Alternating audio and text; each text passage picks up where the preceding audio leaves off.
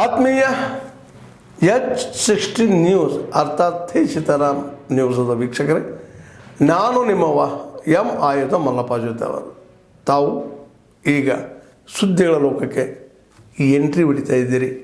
ಈ ಸುದ್ದಿಗಳನ್ನು ಪ್ರತಿಯೊಂದು ನೋಡೋ ಜೊತೆಗೆ ನಿಮ್ಮ ಅಭಿಪ್ರಾಯಗಳನ್ನು ಹಂಚ್ತಾ ಇರಿ. ಯಾಕಂದರೆ ಈ ಸುದ್ದಿಗಳು ನಿಮಗಾಗಿ, ನಿಮ್ಮ ಬದುಕಿಗಾಗಿ, ನಿಮ್ಮ ವೈಚಾರಿಕೆಗಾಗಿ, ನಿಮ್ಮ ತಿಳುವಳಿಕೆಗಾಗಿಯೂ ನಿಮಗೂ ಗೊತ್ತು, ಜೊತೆಗೆ ನಮಗೂ ನಿಮ್ಮೊಂದಿಗೆ ಇದೊಂದು ಮಾತಾಡುವಂಥ ಜೊತೆಗೆ ಸುದ್ದಿಗಳನ್ನು ಬಿಡುವಂಥ ಕೆಲಸ. ಈ ಕೆಲಸದಲ್ಲಿ ನಾವು ನಿಮ್ಮೊಂದಿಗಿದ್ದೀವಿ ಅಂತ ಹೇಳ್ತಾ ನೋಡ್ತಾ ಇರಿ ಈ ಸುದ್ದಿಗಳನ್ನು. ಇವತ್ತು ಸ್ವಲ್ಪ ಗೌರವ ಉಳಿಸ್ಕೊಂಡು ನಾಡಿನ ಜನ ನನ್ನನ್ನು ಗುರುತಿಸಿದ್ರೆ, ಆ 20 ತಿಂಗಳ ಆಡಳಿತ ಗುರುತಿಸಿದ್ರೆ, ಇಲ್ಲಿ ಹೇಳದ್ನಲ್ಲ ಈಗ ನಿಮಗೆ ಕಸದ್ದು ಅದು ಒಂದು ಭಾಗ,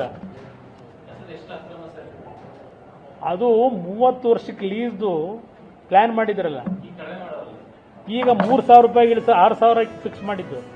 ಅಲ್ಲಿಗೆ ಲೆಕ್ಕ ಹಾಕಿ ನೀವು ಎಷ್ಟು ಆಯ್ತದೆ ಅಂತಿಲ್ಲ. ಆಮೇಲೆ ಮುಂದೆಲ್ಲ ಕೊಡ್ತೀನಿ ಡೀಟೇಲು. ಪಾಪ ಯಾರೋ ಬಂದ ನನಗೆ, ಈಗ ಇಲ್ಲಿ ಯಾರೋ ಪ್ರಾಮಾಣಿಕವಾಗಿ ಇಷ್ಟು ವರ್ಷಗಳು ಮಾಡ್ಕೊಂಬಂದಿಲ್ಲ, 1 ವಾರ 2 ವಾರ ತಗೊಂಡು ಹೆಂಗೋ ಅವ್ರಿಗೆ ಅಲ್ಲಿ ಯಾರಾದರೂ ತೊಂದರೆ ಇದ್ರೂ ಅಡ್ಜಸ್ಟ್ ಮಾಡ್ಕೊಂಡು ಕ್ಲೀನ್ ಮಾಡ್ಕೊಳ್ಳೋಣ. ಇಲ್ಲಿ ಹಬ್ಬ, ಇಲ್ಲಿ ಬೆಂಗಳೂರಲ್ಲಿ ಕಸ ಎತ್ತದ್ರಲ್ಲಿ 2 ದಿವಸ ಒಂದು 2 ಟ್ರಿಪ್ಪು ಪ್ರತಿದಿನ ಇದು ಸುಳ್ಳು ಲೆಕ್ಕ ತೋರಿಸ್ಕೊಂಡ್ರೆ ಕೆಲವರಲ್ಲಿ ಕೆಲಸ ಮಾಡೋರು ಹೇಳೋದು ಪ್ರತಿ ತಿಂಗಳು 4 ಲಕ್ಷ 5 ಲಕ್ಷ ಮನೆ ತಗ ಬರ್ತದೆ ಅಂತಾರೆ ಬೆಂಗಳೂರಿನಲ್ಲಿ ಆವ್ರೇಜ್. ಅದು ದೊಡ್ಡ ಇತಿಹಾಸ ಇದೆ ಇರಲಿ. ಆದರೆ ಈಗಂತೂ ಬಿಡಿ, ಏನು ಹೇಳೋರು ಕೇಳೋರು ಯಾರೂ ಇಲ್ಲ. ಒಬ್ಬ ಗೋರಿ ಮೊಹಮ್ಮದ್ದು, ಇನ್ನೊಬ್ಬ ಗಜನಿ ಮೊಹಮ್ಮದ್ದು, ಮತ್ತೊಬ್ಬ ಮಲ್ಲಿಕಾ ಕಪೂರ್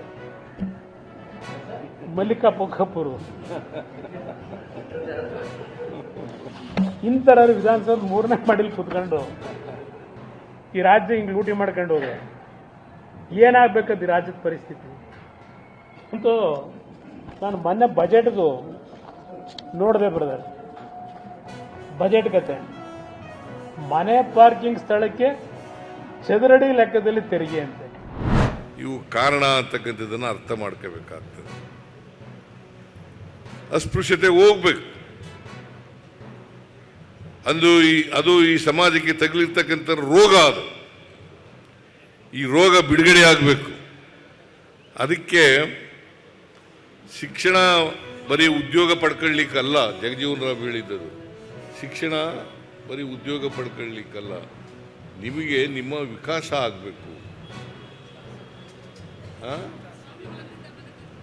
ಸ್ವಾಭಿಮಾನದಿಂದ ಬದುಕ್ತಕ್ಕಂಥ ಪರಿಸ್ಥಿತಿ ನಿರ್ಮಾಣ ಆಗಬೇಕು. ನಿಮಗೆ ಸೂಕ್ತ ಪ್ರತಿಭೆ ಇದೆಯಲ್ಲ, ಪ್ರತಿಯೊಬ್ಬರಿಗೂ ಕೂಡ ಒಂದು ಸೂಕ್ತವಾದಂಥ ಪ್ರತಿಭೆ ಇರ್ತದೆ. ಆ ಪ್ರತಿಭೆ ಹೆರಿಡಿಟರಿ ಅಲ್ಲ. ಪ್ರತಿಭೆ ಅಂತಕ್ಕಂಥದ್ದು ಹೆರಿಡಿಟರಿ ಅಲ್ಲ. ಅವಕಾಶ ಸಿಕ್ಕಿದಾಗ ಎಲ್ರಿಗೂ ಪ್ರತಿಭೆ ಬರ್ತದೆ. ಅದಕ್ಕೆ ಆ ಸೂಕ್ತ ಪ್ರತಿಭೆಯ ವಿಕಾಸ ಆದಾಗ ಮಾತ್ರ, ವ್ಯಕ್ತಿತ್ವ ವಿಕಸನ ಆದಾಗ ಮಾತ್ರ ಶಿಕ್ಷಣ ಸಿಕ್ತದಕ್ಕೆ ಅರ್ಥ ಆಗ್ತದೆ.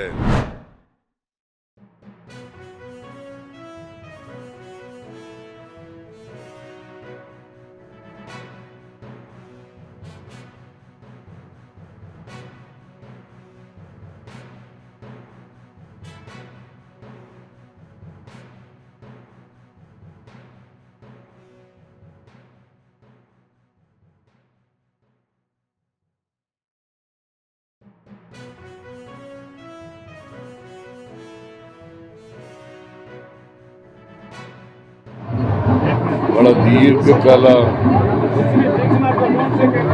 ಕೇಂದ್ರ ಸರ್ಕಾರದಲ್ಲಿ ಸಚಿವರಾಗಿ